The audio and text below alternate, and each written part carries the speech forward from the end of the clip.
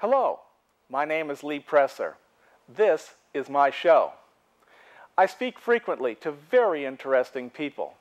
Some of these conversations are so exciting, so intellectually stimulating, I thought others might like to listen in. This is the reason we started recording Conversation with Lee Presser. Welcome to Conversation with Lee Presser. Our guest today is Scott Schaffer, the Chief Technologist at Blade Technologies Incorporated and Chief Investigator for Watermark Forensic Services and Litigation Support. In addition to his work at Blade, Mr. Schaffer is a frequent speaker and contributor to the St. Louis TV and radio media outlets, as well as serving as a monthly columnist at the St. Louis PC Journal, the Family Network, and Small Business Television. Today we will be discussing artificial intelligence, AI, cybersecurity, and cyber warfare. In a December 2014 BBC News Technology article, Professor Stephen Hawking, one of the world's smartest humans, said that efforts to create thinking machines pose a threat to the very existence of the human race. Cyber warfare, another threat to the human race, may change the very nature of the warfighting process. Cybersecurity, most people already understand as a threat to their money and their privacy. Today we're going to be talking about the world filled with ones and zeros. Scott Schaffer, welcome to Conversation. Thank you. So, what's Stephen Hawking's problem? Well, you know, Hawking, as you know, is one of the most intelligent people, as you mentioned, and actually one of my idols. I think the guy is super intelligent, has come up with a lot of things. But his problem is the idea of having a generalized AI, artificial intelligence, that basically outstrips the ability, knowledge of the human race, and then maybe looks back and says, hey, why do we need these humans around anyway? And it goes from there. Right, okay. So, malevolence. Exactly, and that's a big problem. Like Elon Musk, Bill Gates, Dr. Hawking, all these people take it from that point of view. Gee, those are the very three guys that I had here. But there's also one more name that you didn't mention, and that's a guy named Nick Bostrom. Yes. Now, Nick Bostrom, though, has a slightly different take on it. He says that when you're creating these machines, that it's important that you give the machine a certain amount of understanding that we're all in this together. Right, right. And so the goals of the machine are made to be the goals of the team. Exactly, exactly. And a good way to look at it, and in fact, as a lot of things in high tech, it has its roots in science fiction. Isaac Asimov, a famous science fiction author, came up in the 50s with the 3 rules of robotics, and that's where we're kind of coming from with Mr. Bostrom, where the AI, or the robot in Asimov's case, can't hurt another human, can't through inaction allow a human to be hurt, or the third law is, with everything else being equal, it has to protect itself. So that's making it part of the team, and that is a big concern as we're developing these sort of generalized AI systems. Now, you work in this stuff all the time, okay. I think that what I want you to tell me is that we're nowhere near this right now, are we? No. If you really look at it, you can cut it 2 different ways, Lee. Artificial intelligence has really been around for 50, 60 years to a certain extent. Look what Facebook does. When it asks you, is this person a friend of yours, or these sort of things, all that's based on basic AI. And a lot of people get confused up against the narrow type of AI, something like Facebook that can only do that one thing really, really well, versus generalized AI, which is more like human beings. We're more like generalists. We can do a little bit of everything. So people are more afraid of that generalistic AI that could have its own self-motivation, its own desires perhaps, its own goals, and that's when you could have a problem with the human race and your artificial intelligence. Okay. Now, and I'm no expert. I've just done some basic research, so you and I can have an intelligent conversation here. Now, speaking of intelligent conversation, there is, let's see, there is this thing called Strong AI. And then there's the Chinese room, which seem to be the opposite. So why don't you explain these 2 concepts so that people understand why some people think that machines can think and others believe that they're not really thinking. Right, right. Well, a lot of that goes back to a lot of work done by Alan Turing. Back in the 40s, there was a movie about him recently. Right. He was basically run out because of his lifestyle, out of the government and out of his job. And he was the first one to come up with something called a Turing test, which basically, the idea of it being where a computerized AI system can pass a certain test to basically fool another human being into thinking that it is a human. So that's really where all these different sort of concepts come from, the strong, the Chinese room, and all these sort of things. So from my perspective, I think we need to go back more to the Turing test type of idea first, because I think we're putting the cart ahead of the horse in some of these areas, because, think of it this way too, Lee, we have AI all around us all the time. And the driving cars that Google have put out recently. That's scary right there. Well, think of this, though. Think of this. Okay, because they're really good. If you look at the statistics, they're much safer than a human being. There's only been a few wrecks involved with all this testing they're doing. Millions of miles been driven, and every time it's been the human's fault in the accident. But the question I have for the AI programmers are, let's say you get in a situation where the car is in a no-win situation. It's either run into a brick wall or hit a troop of Boy Scouts, right, and run them down. So then you're basically allowing the AI to make that moral decision of whether it's better to let one person die or kill a bunch of other people. And that's interesting. I never have really found an answer on how that works. And I think, you look at the AI in more practical terms like that. How's that going to affect us day to day? And I think that's where we can get the most out of it and help the layman understand a little bit more in that regard. Well, in these self-driving cars, I don't understand why anybody would be so lazy as to not to want to man their own car, sure, their own wheel. Sure. Even the space shuttle, and many of the rockets that we would send human beings into space in, those guys, I mean, it has computer backup, but human beings make the final decision as to what's going to happen here. But the people who are, they look at the movie Terminator. Yeah, that's a worst case scenario. Exactly. This evil with red eyes, and of course the red eyes, there's the devil in there.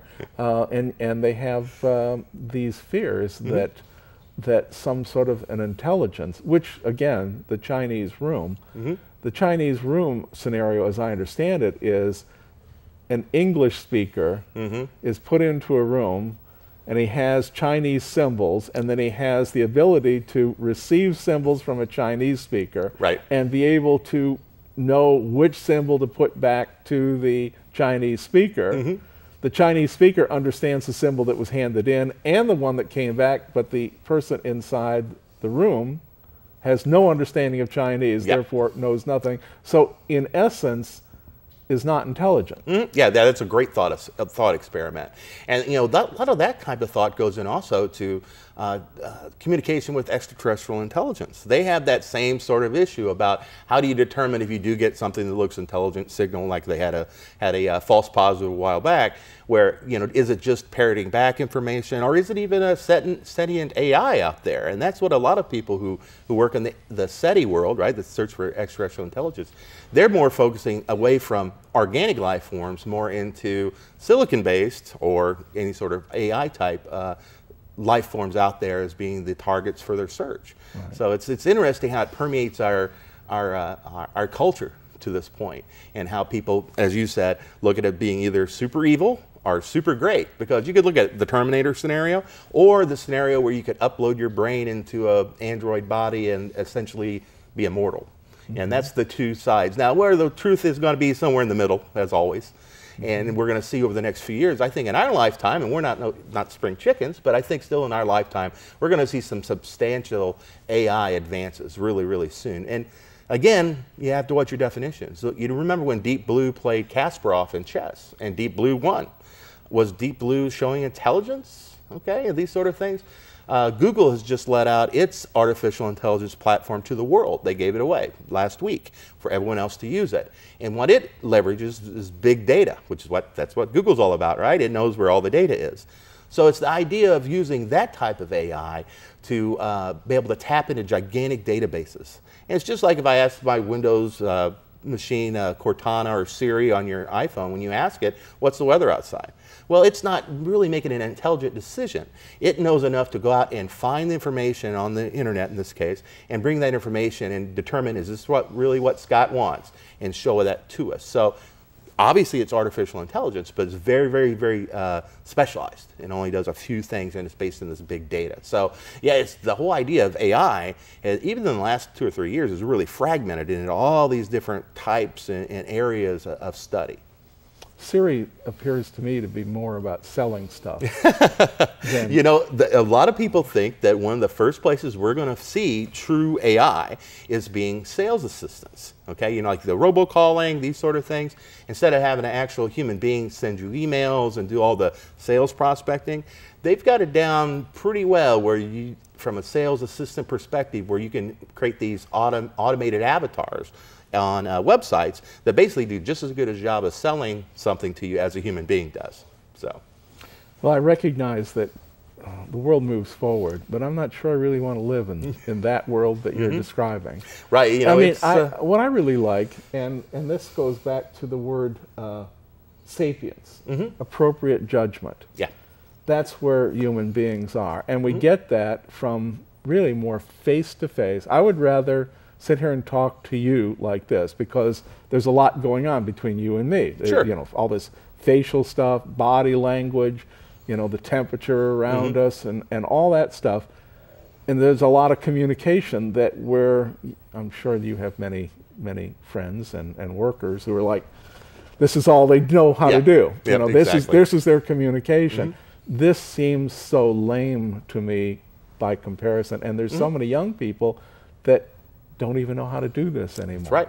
That's right. And you see, I mean, you probably have people that work for you that you know, I know don't people, know how to sit here and talk. Exactly. You know, people that only want to communicate face-to-face via Skype or things like that, people that never leave the basement and these sort of things. It's kind of a side effect of our information-driven society where you can actually work. Like, for example, my job, really the technical portions of it, I could sit in my basement office at home and probably not really leave that often and get everything I need done with video conferencing and so on. But, you know, is that healthy? Is that even, you know, the best way to do it? I think no. I'm with you. I think, you know, the personal touch, be able to talk to somebody face to face, that's when decisions really get made. I even really don't like using the telephone that much in that regard because, as you mentioned, there's so much nonverbal communication that goes on between two people. It's more efficient, in my view, and you can get more things done and get on the same page with somebody. I agree. So now, I mean, we could go on and on about artificial intelligence, and we're actually supposed to cover 3 subjects today. So let's move on to this cyber warfare. Okay, people hear this term. Can you define what it is that they're hearing? Well, it's pretty much been used as a catch-all. Used to be, we used to call it just a hack, these sort of things. Now it's more cyber warfare, and the reason is that your average hacker, we'll just call him that for now, used to be the guy in the basement who's going around trying to break into systems to show off to his girlfriend. That's completely changed. Now you have state actors, all this money that goes in, not only just the Chinese and the Russians, but ourselves. NSA has a lot of money, resources, and everything to really make it less of just a hobby almost to more of a warfare stance. And that's something we have the cyber command that has a lot of offensive weapons that they can use in the cyber world to attack somebody. So that's when we start seeing. Explain to people what can be done. For example, there is around nuclear power plants, there are worries. Around the electric infrastructure, there are worries. So explain what we're talking about and the consequences to the people who might be listening to this. Sure. And rightly so. Those are 2 great areas to talk about because they're critical infrastructure. We have to have them. Everybody depends on them. And most of those types of computer networks rely on control-based systems, okay? It's a computer that controls a large piece of equipment. Okay, many times that these systems are not even networked for security reasons. Now, if you remember several years back, the Stuxnet virus that showed up in Iran, it was, come to find out, developed more than likely by the NSA and the Mossad, and it was a very, very specialized virus that actually went into a control system on an industrial centrifuge, right? Something that just spun, right? And it would go in there and it basically told it to malfunction to the point where it spun itself apart. And that's where you really have to worry about some of these control systems. People have done experiments where you can buy these online, these master black boxes, you say, and hack them, work with them and such. And a lot of these were created not really with security as being the first thing in mind. You know, efficiency was the first thing in mind, and maybe they took some shortcuts. We saw that same thing when people were hacking cars a while back. And in fact, here in St. Louis, there was a couple of researchers that took a gentleman from Wired for a ride. Seriously. And they took control of his car and ran him off the road and did all kinds of things. And that's because the security was never really baked into that system. So that's really the worry. A lot of people don't realize their car now, modern cars in 2015, are very, very computer based. Oh, without a doubt. And they don't realize that this computer can tell part of the machine to do something that the driver doesn't want to have happen. And in the case with the Chrysler Jeeps that was in the news a while back, the one main processing unit had a flaw where they were able to access it. And that one central piece had to talk to the windshield wipers, the radio system, climate control, the braking. So once they had possession of that central piece of control, then they were able to hack their way into all the other bits and pieces. So, and that's the bottom line. We really have to spend more money as a government, as a people, to protect this critical infrastructure, because it's frankly just too darn easy. If somebody with the right skill sets and the right knowledge of the types of equipment being used, for them to introduce something that could lie latent and not even know about it until it was activated from an external actor. Well, how is it that here, I mean, 9/11 was a long time ago. I mean, we're talking some kids who were, who are well into school now weren't even born. True. Then. Okay. So, I mean, that was 2001, and here we are in 2015, almost 2016.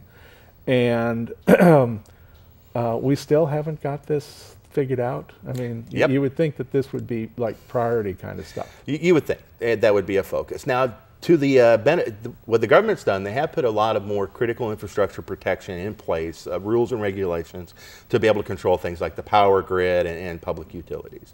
The problem is the expense to a certain extent. You know, a lot of times, let's say if you have a 20-year-old coal plant with all these different control systems controlling the generators, to retrofit that with the new equipment may cost, who knows, tens of millions of dollars. And they're just not going to go that route. So, you know, there's a return on investment you have to weigh. So there's always solutions out there, but it's always a cat and mouse game between the good guys and the bad guys. Yes, and when you also talk about cyber warfare, we can actually talk about actual war fighting in which we have developed, well, they call them drones, but they're actually airplanes that are being controlled by wire. In other words, some guy, some pilot is actually sitting back in the trailer. And he could be here in in Nevada. Sure. And the plane could be flying over Syria. Right. And they can identify targets. Is that the future, or do real pilots really need to be in these jets?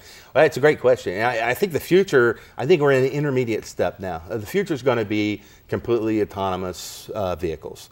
So it's going to be back to our AI discussion. Drones, tanks, whatever, they're really driven through artificial intelligence that make most of their decisions on their own. For example, look at like our space program. The Curiosity rover on Mars, for example, has a capability to make certain decisions on its own.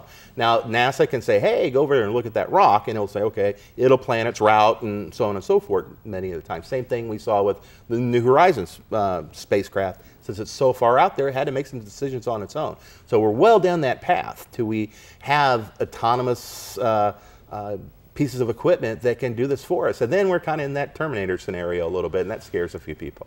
Yeah, yes it does.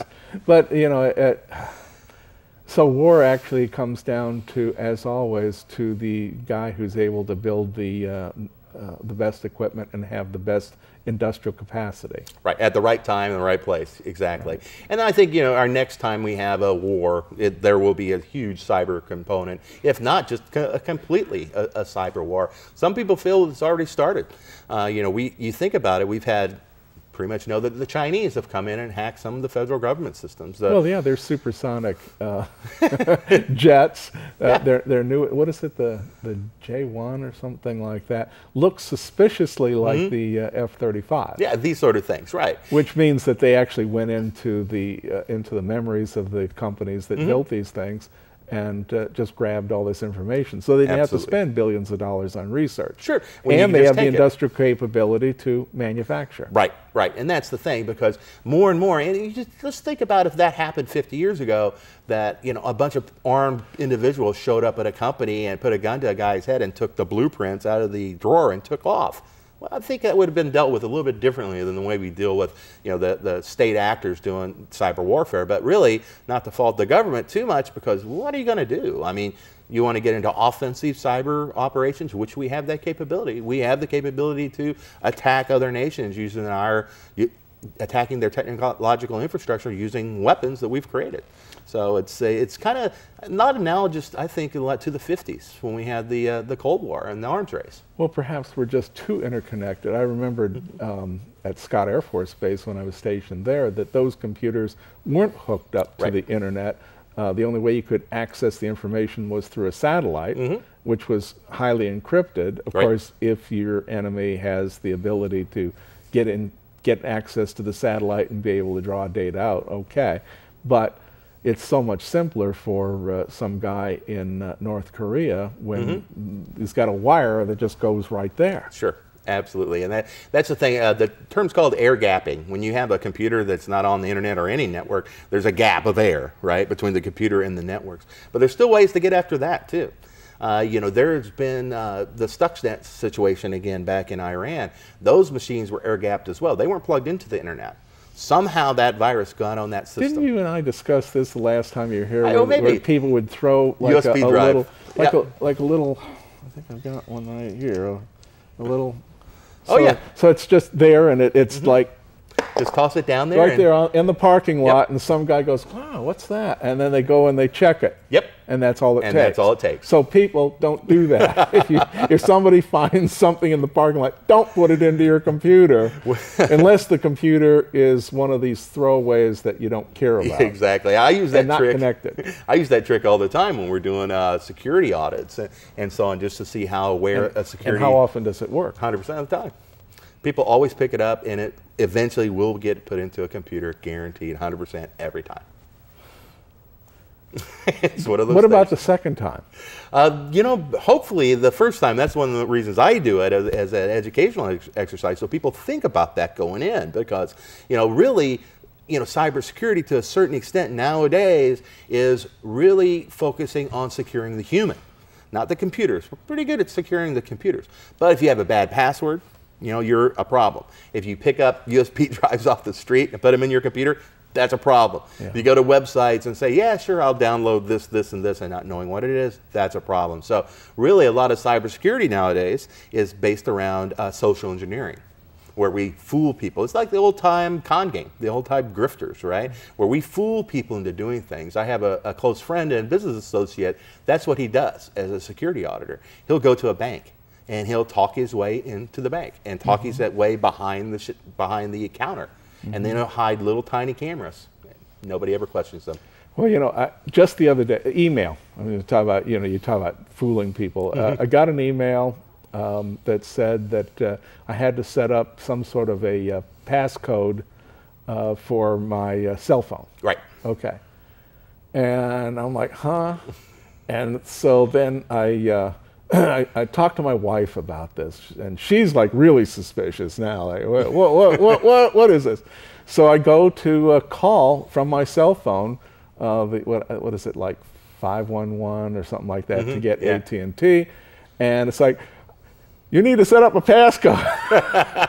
Okay, fine. But it may not have been that way for real.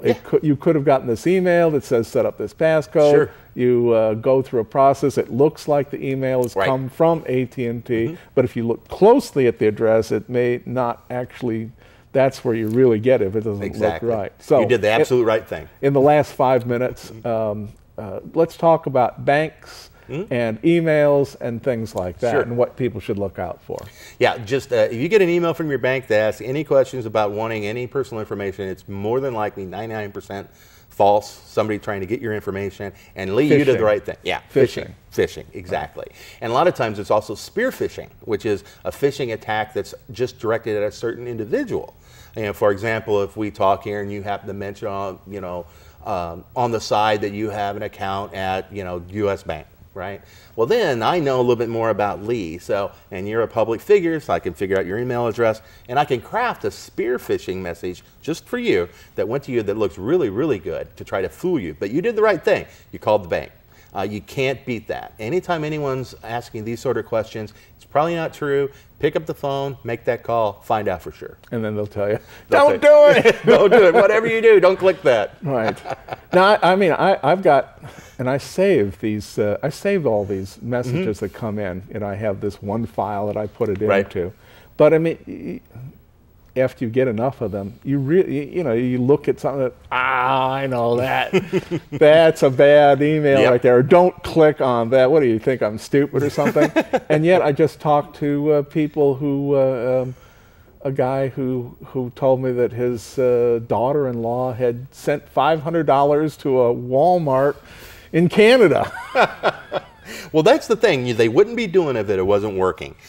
All it takes, these guys can send out 1 million emails with one click of the button. All it takes is one person. One person, right. They've made their money back. Well, yeah, I was going to say, and he was also telling about another thing where some guy had talked someone into sending him money, and it was like $350. And I said, well, yeah, I mean, okay. $350 an hour, if that's how long it took to talk somebody, I mean, you're doing pretty well, and that's tax-free. Exactly. So what should people be doing in order to make sure that they don't wake up one day and find that their bank account is suddenly zero? Right. That's a great question. Well, number one, if you do online banking, make sure you change your password frequently. And that's one of the things I tell people, and I can guarantee there's a lot of people out there that use the same password for everything, and you just can't do that. You can at least categorize them where you have your credit card password and your bank password and change them often and these sort of things. That's number one. Make sure you have a password you change often. Number two, be educated. Know what types of threats are out there. And number three, basically exactly what you did, Lee. Just if you get something you're not sure, pick up the phone and ask. Also, before even doing that, you can do a quick Google search on a lot of these and just say, hey, got an email from this, and do look around, because you're not going to be the only one, more than likely, that's getting this type of email. So it really boils down to education. And if you're not sure, find out. Talk to the people who actually do this. Be careful, too. Don't necessarily take the phone number off that email and call it, because the hackers and scammers have smart, they've become very sophisticated. Right, well, just set up a phone. Exactly, yes, U.S. Bank, type of thing, and they can do that. So you need to be very careful and just be aware. And that's the way it is with most personal cybersecurity, is awareness, education, and knowing what's going on. That's really the bottom line, because people make these clicks. It's just like, as soon as they click, a lot of times they go, whoops. So you want to be able to stop that. Yes. Well, that's about all the time we have today. 30 minutes, all gone. But we'll have you back again. We'll be discussing this. Also, hopefully, we will be able to warn people not to click, not to pick up stuff from the parking lot. I found, I was at a local Einstein's, and there was, right there on the ground, this... I just walked right past it. Sorry. Thanks again. Oh, my pleasure. And to my audience, I've been speaking with Scott Schaffer from Blade Technologies. You might have seen him on St. Louis TV if you're in St. Louis. We are uploading this program to YouTube. And so if you saw just part of it, or you want to show it to somebody else, just go to YouTube, look up Conversation with Lee Presser and Scott Schaffer, and you'll find us. See you all next time. Goodbye.